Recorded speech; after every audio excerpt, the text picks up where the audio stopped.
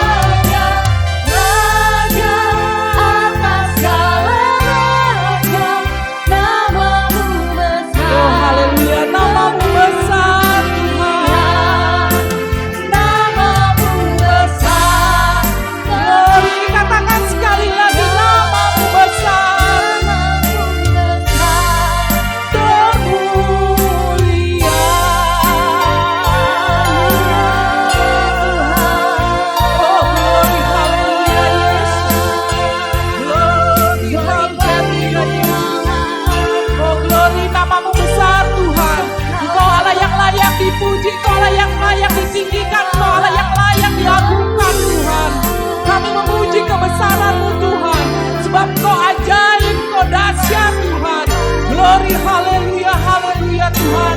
Terima kasih Tuhan, terima kasih ya Bapa. Kalau pada kesempatan yang indah ini Tuhan, kami boleh ada Tuhan, datang kepada Engkau Tuhan. Tuhan. Walaupun kami dibatasi Tuhan dengan jarak Tuhan, tetapi Engkau tidak pernah dibatasi oleh suatu apapun juga. Engkau hanya sejauh doa ya Bapa. Tuhan Yesus yang baik, kiranya Engkau memberkati jemaat-Mu Tuhan. Dimanapun mereka saat ini berada, Engkau yang tahu Tuhan hati mereka Tuhan. Namun Engkau juga Tuhan yang mampu membalut hati mereka Tuhan. Angkat segala kekhawatiran mereka, angkat segala beban masalah mereka, angkat segala sakit penyakit mereka Tuhan. Oh, mujizat-Mu terjadi Tuhan, pemulihan terjadi Tuhan, kuasa-Mu nyata Tuhan atas kami jemaat-Mu pribadi lepas pribadi ya Bapa. Tuhan, kami mau menyerahkan ibadah online kami ini ke dalam tangan kasih-Mu Tuhan. Biarlah Engkau yang beracara dari awal pertengahan hingga akhirnya. Ke dalam tangan-Mu Tuhan kami menyerahkan semuanya Tuhan. Hanya di dalam nama Tuhan Yesus, Tuhan dan Juru Selamat kami yang hidup, yang percaya sama-sama katakan amin. Puji nama Tuhan. Kita akan mengangkat satu pujian, hatiku datanglah ke baitnya. Kita harus percaya kepada Tuhan dengan hati, dengan segenap hati kita, dengan segala apa yang ada kita percaya kepada Tuhan. Datanglah ke baitnya dengan hati bersyukur.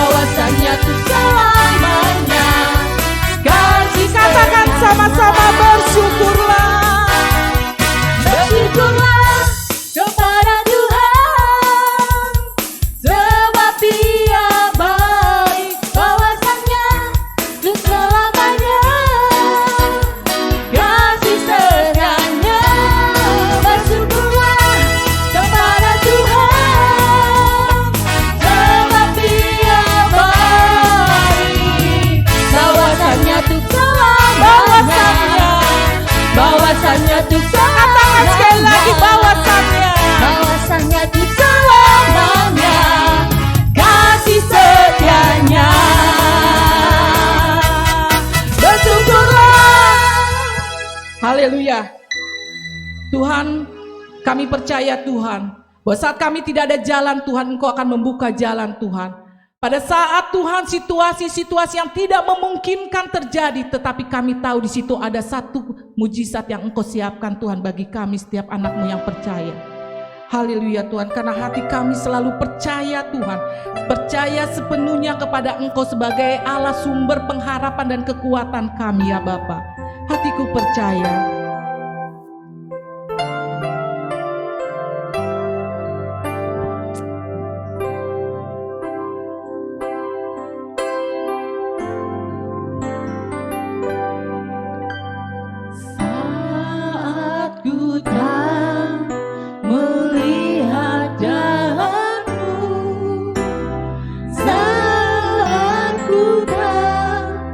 Mengerti rencana-Mu, namun tetap ku pegang janji-Mu, pengharapan-Mu hanya pada Saat ku tak melihat jalan-Mu Tuhan, glory haleluya.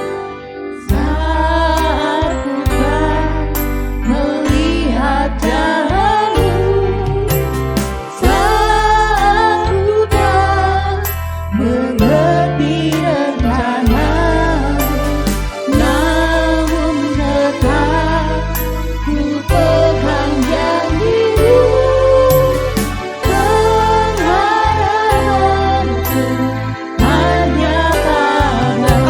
Sama-sama haleluya.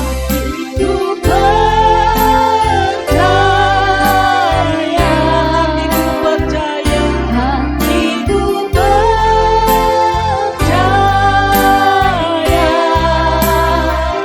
hatiku percaya, selalu ku percaya. oh haleluya, katakan sekali lagi, hatiku percaya. Ku percaya,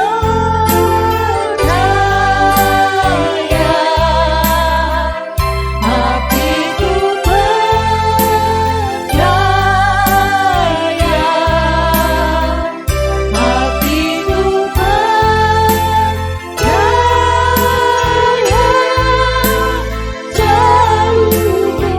Selalu ku percaya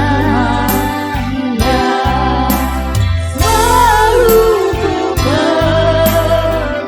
Oh katakan sekali lagi dengan iman saudara.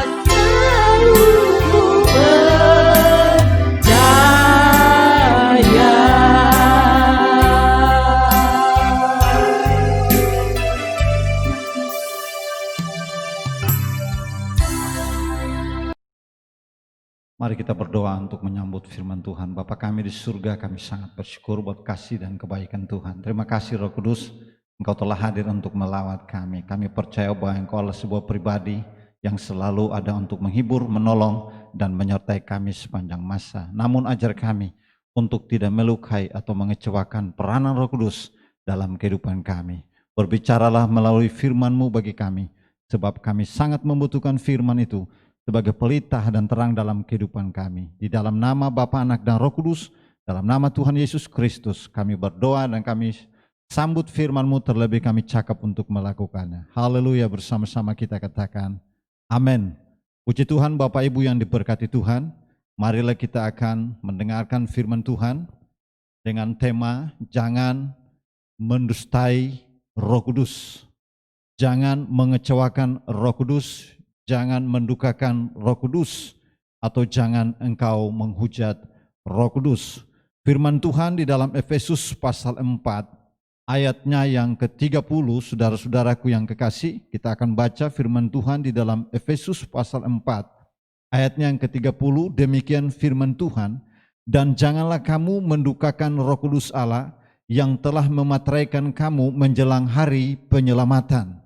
Bapak, Ibu, dan saudara-saudaraku yang kekasih di dalam nama Tuhan Yesus Kristus, firman Tuhan mengajarkan kita untuk tidak boleh mendukakan Roh Kudus yang telah memateraikan saya dan saudara.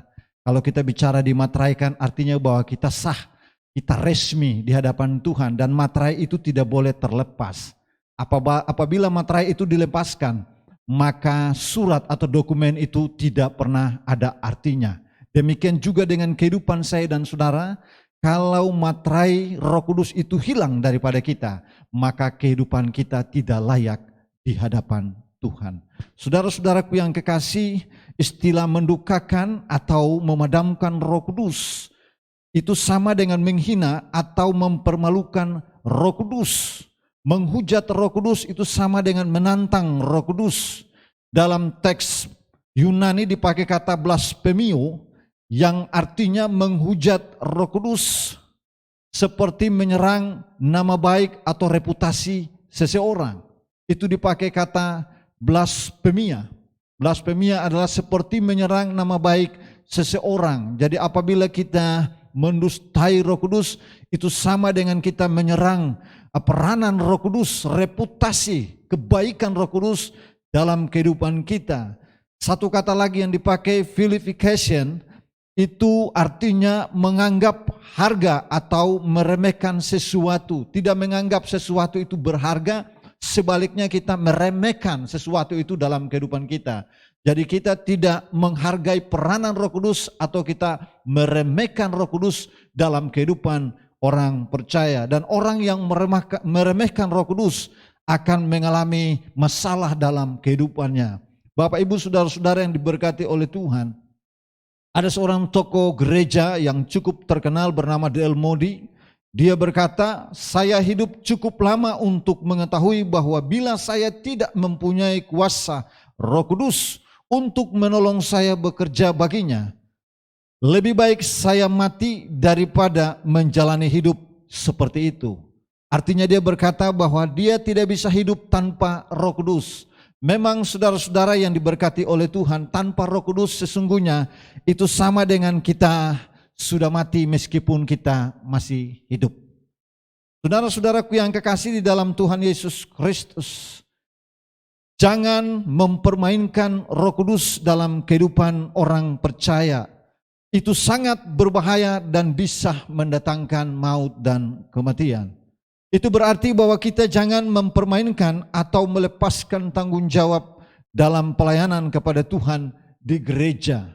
Bapak, Ibu, dan saudara-saudaraku yang diberkati oleh Tuhan, kita tahu bahwa Roh Kudus adalah Roh yang memberikan kepada kita kehidupan. Oleh sebab itu tanpa Roh Kudus kita tidak bisa hidup sesungguhnya di dalam nama Tuhan Yesus Kristus. Apa saja bahaya apabila kita mendukakan Roh Kudus Allah di dalam kehidupan kita. Bapak, Ibu yang diberkati oleh Tuhan, ada resiko atau ada bahaya, ada sesuatu hal yang akan kita alami apabila kita mendukakan, mendustai Roh Kudus di dalam kehidupan kita. Saudara-saudaraku yang kekasih dalam nama Tuhan Yesus Kristus, hal yang pertama apabila kita mendukakan, mendustai atau menipu Roh Kudus, maka kita akan menjadi musuh Allah. Mari kita baca dalam Yesaya pasal 63 ayatnya yang ke-10. Saudara-saudara, mari kita baca Yesaya pasal 63 ayatnya yang ke-10. Firman Tuhan berkata, tetapi mereka memberontak dan mendukakan Roh Kudusnya, maka ia berubah menjadi musuh mereka dan ia sendiri berperang melawan mereka. Sekali lagi, Yesaya 63 ayat 10, tetapi mereka memberontak dan mendukakan Roh Kudusnya, maka ia berubah menjadi musuh mereka dan ia sendiri berperang melawan mereka. Orang yang mendustai atau memusuhi Roh Kudus, maka Allah sendiri juga akan memusuhi orang tersebut. Bahkan Allah akan berperang melawan orang itu. Kenapa Allah berperang? Karena orang itu Roh Kudus sudah undur daripada dia, maka dia sudah menjadi milik iblis. Allah perlu berperang melawan orang itu supaya dia tidak boleh mencelakakan pribadi orang lain. Bapak, Ibu, saudara-saudara yang diberkati oleh Tuhan, kita tidak boleh mendustai Roh Kudus sebab kita akan menjadi musuh Allah. Kita tidak boleh padamkan Roh Kudus. Kita tidak boleh mempermainkan peranan Roh Kudus dalam kehidupan kita. Karena kita akan menjadi musuh Allah. Hal yang kedua, Bapak, Ibu, saudara-saudara yang diberkati oleh Tuhan, bahaya apabila kita mendukakan Roh Kudus, peranan Roh Kudus dalam kehidupan orang percaya, orang Kristen, Orang yang menghujat Roh Kudus akan menjadi musuh Allah dan tidak akan diampuni. Orang yang mendukakan Roh Kudus akan menjadi musuh Allah dan tidak akan diampuni. Mari kita baca dalam Matius pasal 12 ayat 31 sampai ayatnya yang ke-32. Matius pasal 12 ayat 31 sampai ayat yang ke-32. Firman Tuhan berkata, sebab itu aku berkata kepadamu, segala dosa dan hujat manusia akan diampuni, tetapi hujat terhadap Roh Kudus tidak akan diampuni.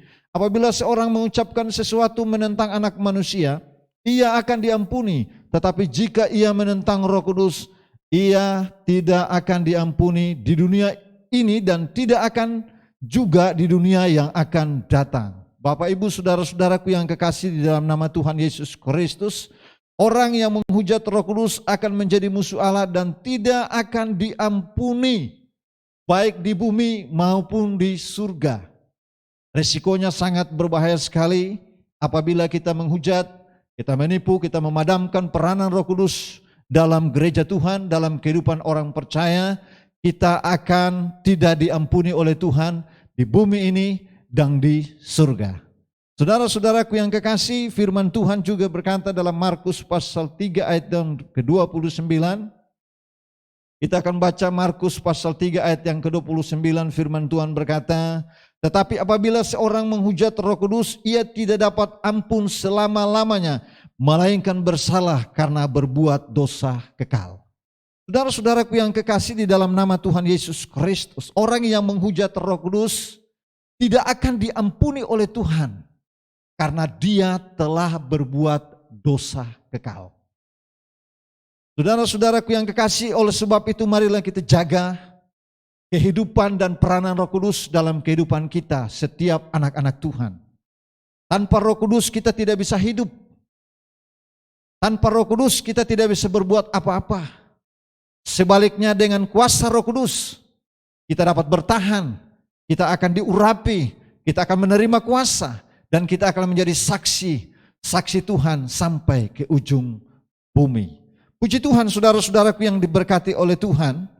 Hal yang ketiga, apabila kita mendustai Roh Kudus, maka bahaya yang ketiga, mendustai Roh Kudus kita bisa langsung mati. Mari kita baca kisah Ananias dan Safira dalam Kisah Para Rasul pasal 5 ayat 1 sampai ayatnya yang ke-11. Kita akan baca kisah Ananias dan Safira, bagaimana mereka ketika tidak jujur di hadapan Roh Kudus, mereka mendustai Roh Kudus, maka seketika itu juga mereka meninggal dunia. Firman Tuhan berkata dalam Kisah Para Rasul pasal 5 ayat 1 sampai ayat yang ke-11. Ada seorang lain yang bernama Ananias. Ia serta istrinya Safira menjual sebidang tanah. Dengan setahu istrinya, ia menahan sebagian dari hasil penjual itu dan sebagian lain dibawa dan diletakkannya di depan kaki rasul-rasul. Tetapi Petrus berkata, Ananias, mengapa hatimu dikuasai iblis sehingga engkau mendustai Roh Kudus dan menahan sebagian dari hasil penjualan tanah itu? Selama tanah itu tidak dijual, bukankah itu tetap kepunyaanmu? Dan setelah dijual, bukankah hasil itu tetap dalam kuasamu? Mengapa engkau merencanakan perbuatan itu dalam hatimu? Engkau bukan mendustai manusia, tetapi mendustai Allah. Ketika mendengar perkataan itu, rebalah Ananias dan putuslah nyawanya, maka sangatlah ketakutan semua orang. Bapak, Ibu, dan saudara-saudaraku yang kekasih, lalu datanglah beberapa orang muda, mereka mengapani mayat itu, mengusungnya keluar dan pergi menguburnya. Kira-kira 3 jam kemudian masuklah istri Ananias, tetapi ia tidak tahu apa yang telah terjadi. Ketika Petrus kepadanya, katakanlah kepadaku, dengan harga sekiankah tanah itu kamu jual? Jawab perempuan itu, betul sekian. Kata Petrus, mengapa kamu berdua bersepakat untuk mencobai Roh Tuhan? Lihatlah, orang-orang yang baru mengubur suamimu berdiri di depan pintu, dan mereka akan mengusung engkau juga keluar. Lalu rebahlah perempuan itu seketika itu juga di depan kaki Petrus dan putuslah nyawanya. Ketika orang-orang muda itu masuk, mereka mendapati dia sudah mati. Lalu mereka mengusungnya keluar dan menguburnya di samping suaminya. Maka sangat ketakutanlah seluruh jemaat dan semua orang yang mendengar hal itu. Bapak, Ibu, saudara-saudara yang diberkati oleh Tuhan, mendengar kisah Ananias dan Safira merupakan sebuah kisah nyata yang sangat mengerikan. Contoh Alkitabiah bahwa ketika seorang jemaat, seorang hamba Tuhan, seorang pribadi, bahkan suami istri atau keluarga rumah tangga, ketika mereka mendustai Roh Kudus, ketika mereka menipu peranan Roh Kudus dalam kehidupan mereka di hadapan Petrus, Petrus bertanya, apakah ini hasil semuanya dari penjualan tanah itu? Suami istri dengan sepakat mereka bilang benar, itu semua hasilnya.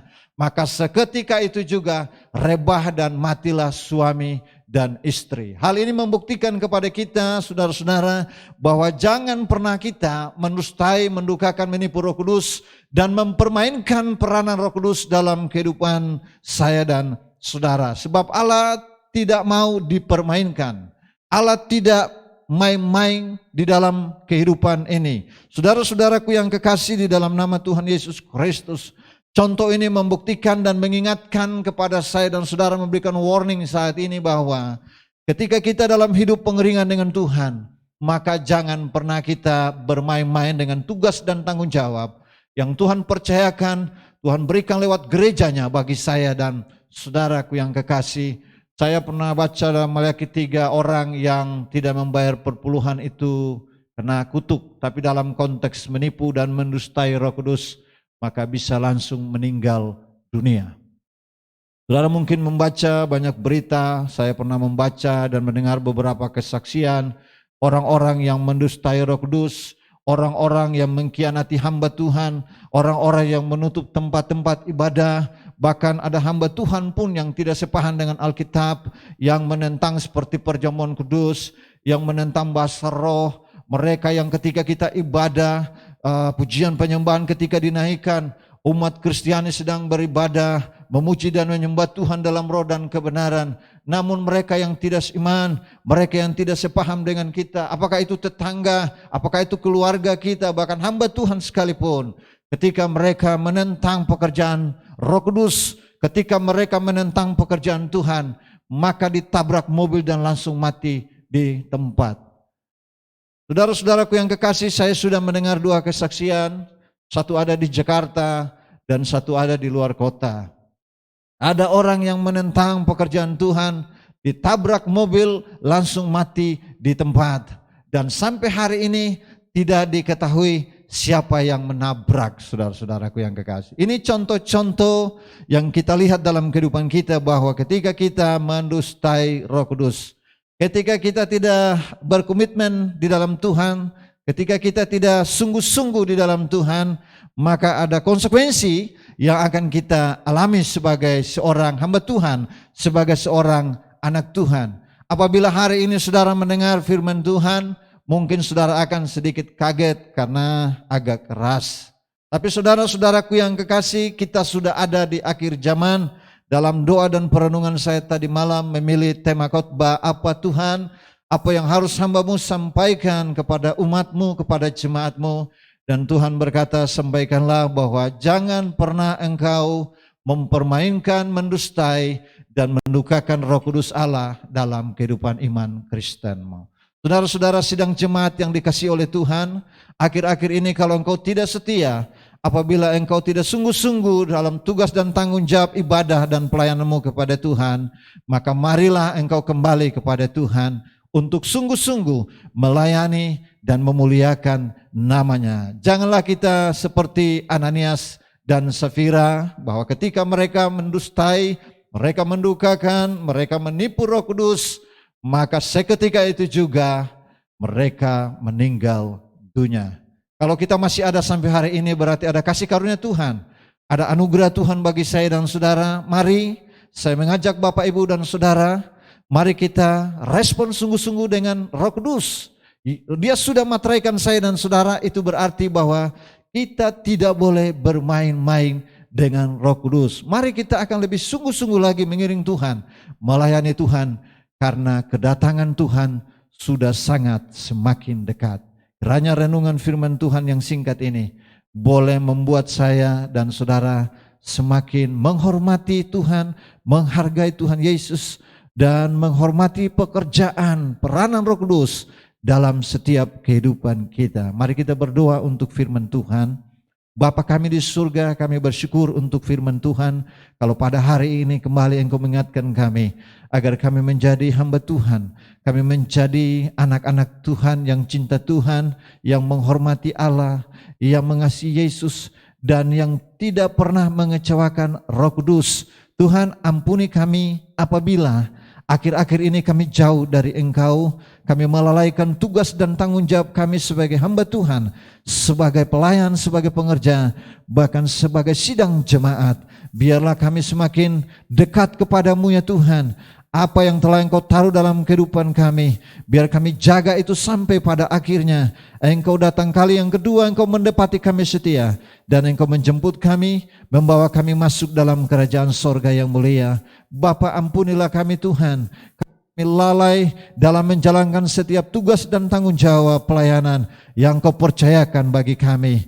Berkati kami sekalian yang sudah mendengar firman-Mu pada saat ini ya Tuhan. Dimanapun kami berada, di Indonesia, di luar negeri, di rumah kami, di mana saja kami percaya, kami mengimani firman Tuhan ini kami dengar, dan kami akan melakukannya di dalam kehidupan kami Tuhan.